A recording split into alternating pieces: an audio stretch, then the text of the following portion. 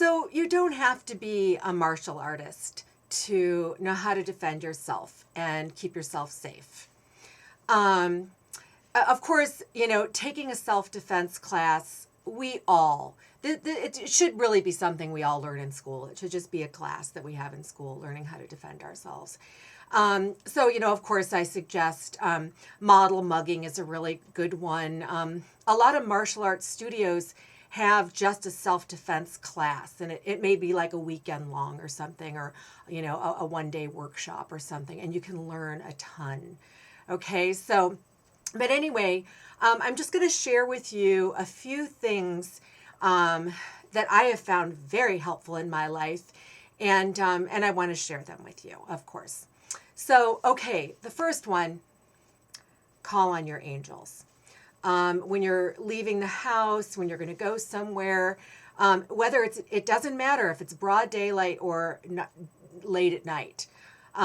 Before you leave your house, call on your angels and visualize yourself, surrounded by light and protection.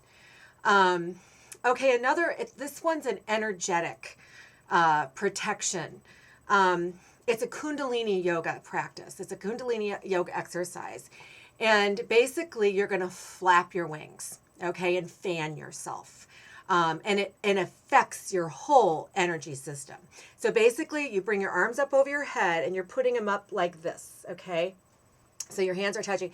You inhale your breath. You take your hands up above your head, and then exhale and bring them down. Inhale, and you breathe through your nose, and you do it you build speed, okay? So... okay, that's what you're doing. So fan yourself before you go anywhere, okay? Really create that, moving, electrical, exciting energy. Another really good one to deter people from bugging you is walk with authority. So when you walk, swing your arms, walk with purpose. Don't start fiddling with your purse and looking like you're lost, or you don't know where you're going, okay? Because, usually guys like that, they really want to be able to overpower you. And if they see that you're swinging your arms and you look strong, they're not always as excited about, they don't really want to fight. They just want to overpower you. So that's another one. Another energetic one, if you are still in an abusive situation, I have a couple of little things that can help you energetically get stronger and start to change your response to abuse, okay? So if it's verbal abuse, you just put your hand up and you say, I'm not going to be talked to this way any longer. I'm gonna go upstairs, or I'm going in the other room, okay? And you do this, and that's your self-defense. You just say no. Sometimes if you feel like, I can't do that yet, do a little exhale. Like if someone yells at you and you're still feeling kind of broken down, you pull your tummy in and you exhale through your nose or through your mouth if you need to, but just keep your mouth closed. If someone yells at you, just go and pull your tummy in and press your air out your nose. Okay? Just because that is going to push the energy back. And sometimes that can be the impetus for completely healing your life and getting out of the situation. God forbid you're in a physically abusive situation, but if you are and you're really trapped and you just don't know how to get help yet, and you don't know how to help yourself, and you're still taking blows, make a sound. When your abuser attacks you, make a sound. In martial arts, there's all sorts of sounds you can make. Kia, ace, ah, everybody has their own kind of way of getting their power sound out. And, but just if they kick you, be like, ah, or kia, and just because it will push the assault back out. Make a sound. Don't fold. If anything, if you're still struggling with the abuse, make the sound, okay? Get the sound out there. Okay, so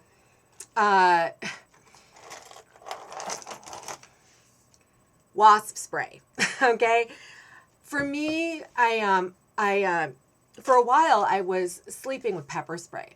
And someone had told me, well, with pepper spray, you have to be right in the face of your assaulter. That you have to be right in their face. And a lot of times if there's a breeze, like let's say you're outside, it can blow back at you. Okay. And I had some pepper spray in my purse once, and it broke open, and I opened my bag, and it's like, I had my wallet. I couldn't even get the pepper spray out of my wallet. I had to change my wallet. It's really strong stuff. So you really don't want that blowing back in your face. Where wasp spray shoots like 20 feet or something. I had a friend bring me a couple cans of this. I had heard about it at some support group. Somebody had mentioned it or something. And I said, well, let's go outside and test it out. Well, man, this stuff really does. It shoots like 20 feet, and it's a firm, solid stream. So you can be spraying that. You just kind of spray it anywhere near the face of somebody coming at you. It gets in their eyes, and they're blinded until they get medical attention. Okay? So anyway, I have one by my bed. I've got one downstairs, and I got one in my kitchen. And this is a cool thing because I suffer night terrors. They're not as bad as they've been, but at one point I was having them quite a bit. And something that happens, in abuse, your mind gets really messed up. And somebody's kind of made you believe, it's sort of like they'll say, well, there's a red, that thing on the table's red. And you're like, no, it's green. And they're like, no, it's red. And you're like, no, it's green. And then suddenly, before you know it, you're saying it's red because suddenly you think you're crazy, and you don't know what you're seeing anymore. And it's really, really hard. So what I started doing when I've had a night terror, I decided, it's like when you do a fire drill. Okay, I decided I'm going to start practicing being defensive. And so I would wake up with the nightmare, or I'd hear a sound downstairs, and I'd pick up my wasp spray, and I would turn on all the lights and just go through the house and go through every closet, and ready to go, and like being this like warrior, And I've been doing this for like 2 years, my defense drills. In the middle of the night, I decided I'm going to get so used to it that when it does happen, if it ever were to happen, I'd be ready. I'd be like I had been practiced, because practice is magic. Okay? So practice. If you wake up in the middle of the night, you hear a sound, you get scared, freaking go through your house and ease your consciousness. And then you can go back to sleep. And not only will you rest better, you'll be so proud of yourself that you just like were a warrior. And it's really crazy because like a little while ago, I wasn't in my bedroom where my wasp spray was. And I heard a sound. And I swore someone was downstairs. And I looked around. Suddenly, I looked around me for a weapon. And I grabbed a wine bottle. I had a wine bottle on my desk. I grabbed the wine bottle. And I went downstairs. And I was so used to practicing with the wasp spray. I had this like, nobody's going to break into my house, So you get this really, like you build your strength. Okay, so that's my thing about wasp spray. Also, keys. Your keys can be a weapon. Actually, you see, I have pepper spray on my keys because, sometimes a dog might attack you or something. I walk everywhere and I ride my bike, and there's like some people don't, manage their dogs very well. So the thing about the key is you take your keys and you put them, this is like if you're walking to your car. Okay, whoops. Okay, messed that up there. Okay, so you've got your,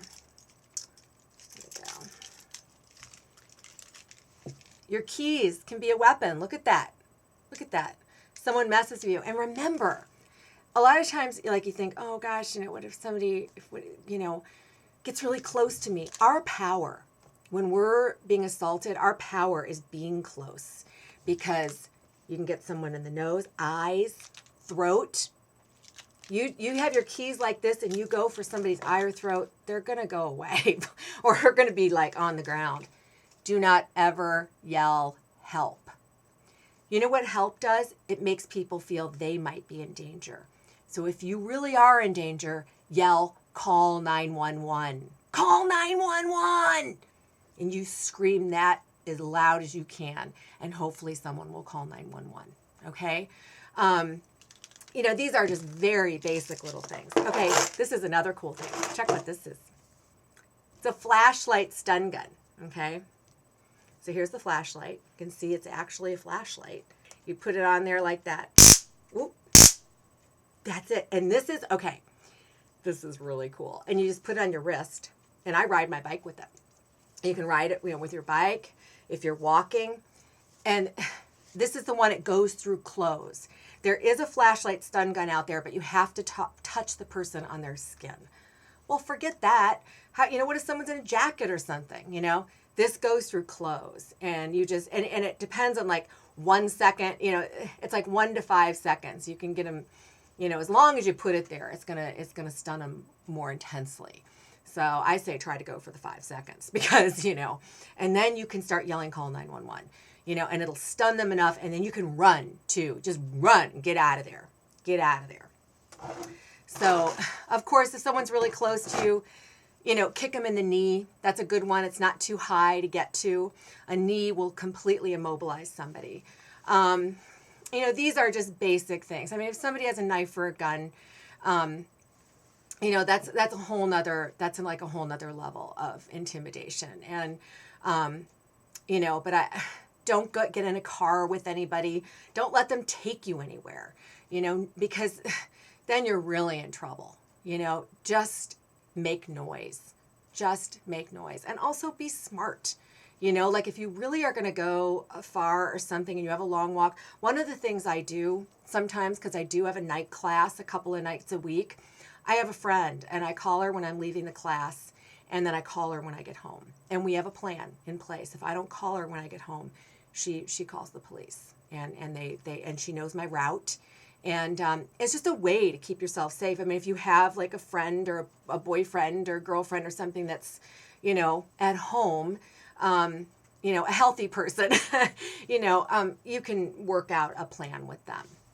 But anyway, these are some super basic things you can do to keep yourself safe.